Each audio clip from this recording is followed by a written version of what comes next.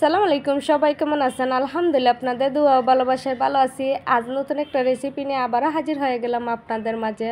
আমের সিজন থাকতে থাকতে কীভাবে পাকা আমের চুষি পিঠাটা তৈরি করে নেবেন, আর প্লিজ অবশ্যই এই রেসিপিটা একবার হলে ট্রাই করবেন। অনেক মজাদার সুস্বাদু একটা রেসিপি। এখানে আমি পাকনা একটা আম নিয়েছি, ধুয়ে চুলিয়ে ভালো করে নেবেন। ব্লেন্ডারে দিয়ে আমের জুসটা বের করে নেবেন। আর এখন আমি চুলাতে চলে যাচ্ছি। চুলাতে একটা পাতিল বসাইয়া পাতিলের মধ্যে পানি দিয়ে দিছি। পানি দেওয়ার পরে পানিতে বলক চলে আসছে, আর স্বাদ অনুযায়ী লবণ দিয়ে দেবেন। আতপ চলে শুকনা গুঁড়ি দিয়ে আমি একটা খাই তৈরি করে নেব। আর খাইটা কিভাবে তৈরি করে নিতেছি সেটা আপনাদেরকে ভিডিওর মাধ্যমে দেখিয়ে দিতেছি।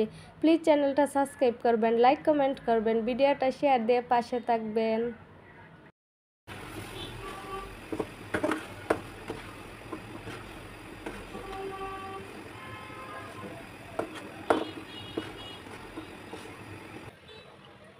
খাইতে একটা প্লেটে আমি ডাইলা নিছি। ডাইলা নেওয়ার পরে যে আমের জুসটা বের করছিলাম সেটা 2-3 চামচ দিয়ে দেব। দিয়ে খাইটাকে ভালো করে মতে নেব। অবশ্যই হালকা গরম অবস্থায় থাকতে হাতে ঠান্ডা পানি লাগিয়ে খাইটাকে ভালো করে মতে নেবেন। যতটা ভালো করে মতে নেবেন ততটা ভালো চুষি পিঠা তৈরি করে নিতে পারবেন।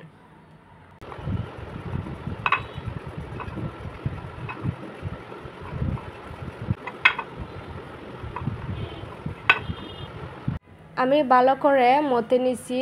আর এখন চুষি পিঠা তৈরি করে নেব। আমি আমার সাইজ মতন চুষি পিঠাটা তৈরি করে নিতেছি। আপনারা চাইলে আরও ছোটো সাইজের চুষি পিঠা তৈরি করে নিতে পারেন। প্লিজ পুরো ভিডিওটা দেখবেন, স্কিপ করবেন না। আপনারা ভিডিওটা দেখলে আমাদের সবচেয়ে বেশি ভালো লাগে, আর অন্য একটা ভিডিও করার মনের ভিতরে উৎসাহ জাগে। প্লিজ পুরো ভিডিওটা দেখবেন।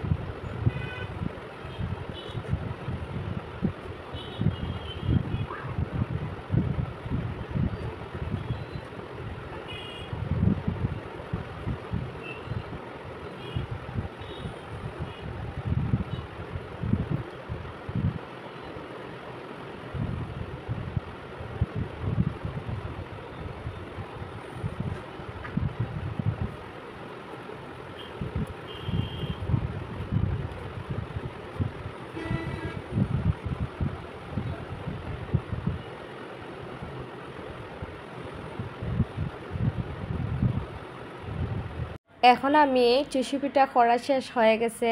এখন আমি চুলাতে চলে যাব। আধা লিটার গরুর দুধ নিচ্ছি আমি, নিয়ে এখানেও হালকা একটু জাল তুলে নিছি। নেওয়ার পরে চুষি পিঠাটা এক এক করে দুধের মধ্যে দিয়ে দিতেছি। একবার হলেও বাড়িতে এই আমের সিজনে এই পিঠাটা রেসিপিটা একবার হলেও ট্রাই করবেন। অনেক একটা স্বাদে মজাদার এই চুষি পিঠাটা অবশ্যই একবার হলেও ট্রাই করবেন সময় থাকলে। আর এভাবে এক এক করে দিয়ে দিতেছি।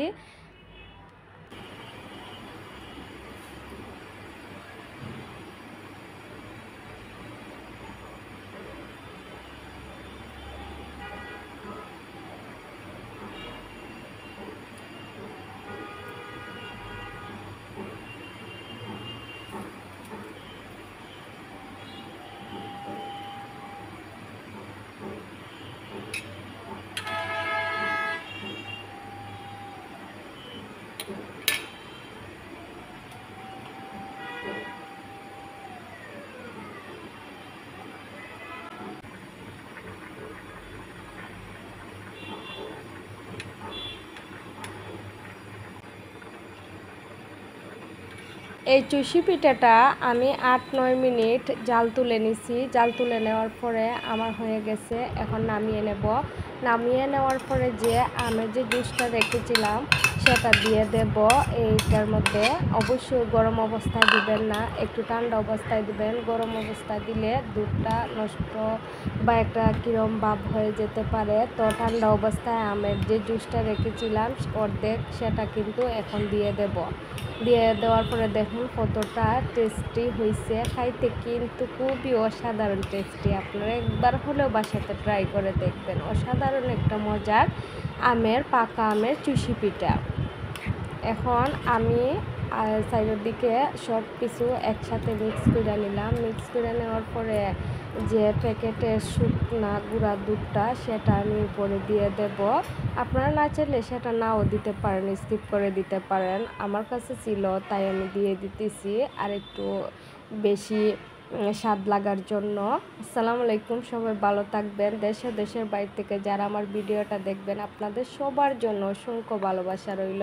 অন্য আরেকটা রেসিপি নিয়ে আপনাদের মাঝে আবারও একদিন হাজির হয়ে যাব ইনশাল্লাহ। সবাই ভালো থাকেন, সুস্থ থাকেন।